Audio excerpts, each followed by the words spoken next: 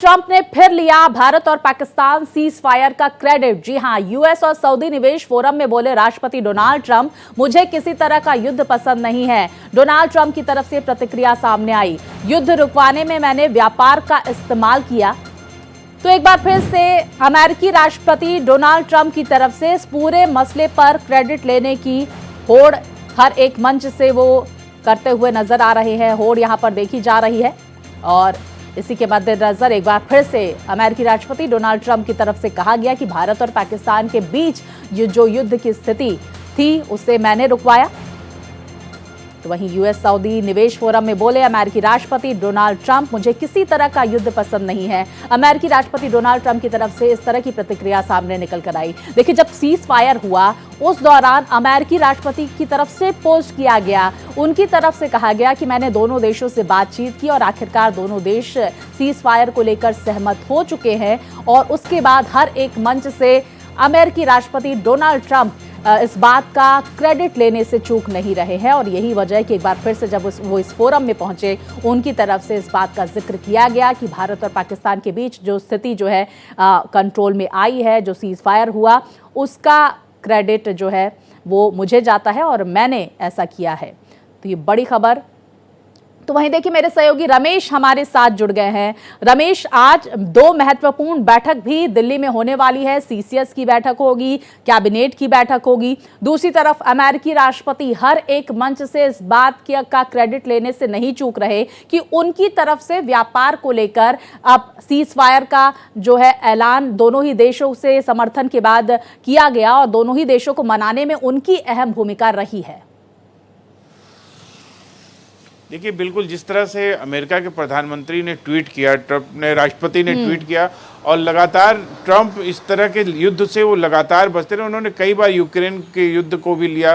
तो राष्ट्रपति ट्रंप लगातार ये कोशिश करते रहे हैं कि शांति व्यवस्था पूरे विश्व में रहे। और इसलिए लगातार जब पाकिस्तान उनके पास गया कि भारत के हमले से पाकिस्तान में बहुत नुकसान हो रहा है, पाकिस्तान युद्ध नहीं चाहता। एक तरफ पाकिस्तान तो टीवी पे आके मीडिया के सामने वो जरूर कहता है कि हमारे पास परमाणु हथियार है, हम ईंट से ईंट भिजा देंगे।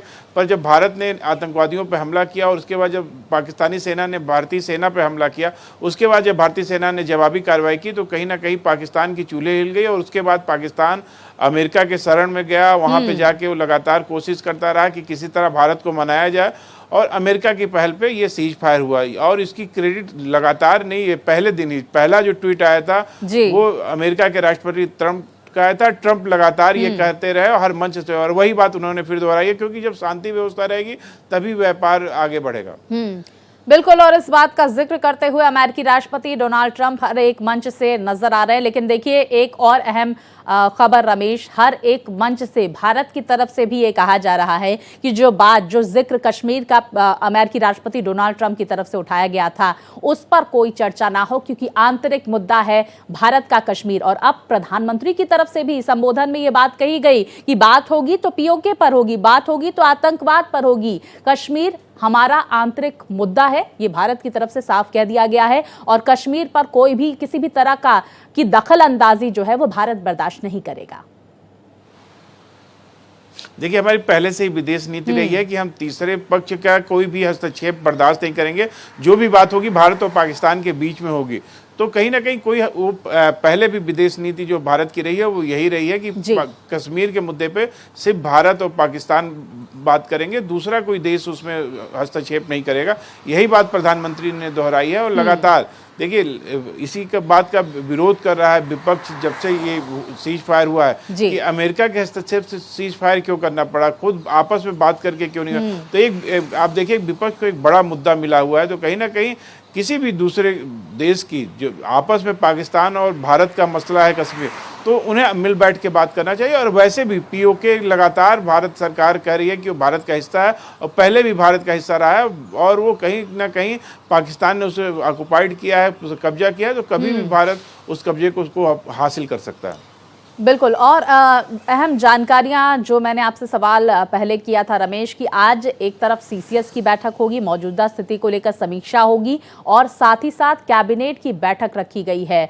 क्या कुछ सामने निकल कर आ सकता है, क्या आंकलन किया जा सकता है? क्योंकि देखिए, पाकिस्तान का कोई भरोसा नहीं है। ऐसे में देश की सुरक्षा व्यवस्था आगे भी इसी तरह की होनी चाहिए, क्या इस पर भी मंथन किया जा सकता है? क्योंकि बॉर्डर से सटे इलाकों में लगातार मुस्तैदी यहां पर सेना की देखी जा रही है।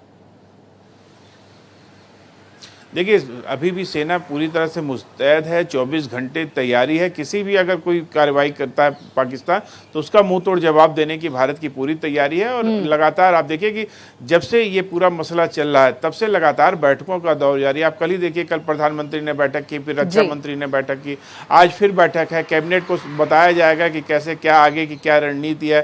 तो कहीं ना कहीं सरकार पूरे आप कैबिनेट को जिस तरह विश्वास में लेके आगे चल रही है। आप देखिए कि उससे पहले विपक्ष का बैठक लिया था सरकार ने, तो लगातार सरकार की कोशिश है कि पूरे देश को एक साथ लेके जाओ। ये लगातार मांग भी रही है कि एक बैठक हो जिसमें सारे जो विपक्ष के नेता वो शामिल हों। बिल्कुल। देखिए, एक विपक्ष की तरफ से दो खेमा बटा हुआ है और एक विपक्ष के आधा खेमे का ये कहना है कि भाई संसद का सत्र, विशेष सत्र बुलाया जाए। लेकिन कुछ लोग ये भी कहते हुए नजर आए कि विशेष सत्र की अभी जरूरत नहीं है, अभी जरूरत है सर्वदलीय बैठक की। लेकिन अहम खबर बता दें, आज सीसीएस की बैठक होने वाली है और साथ ही साथ कैबिनेट की बैठक होने वाली है।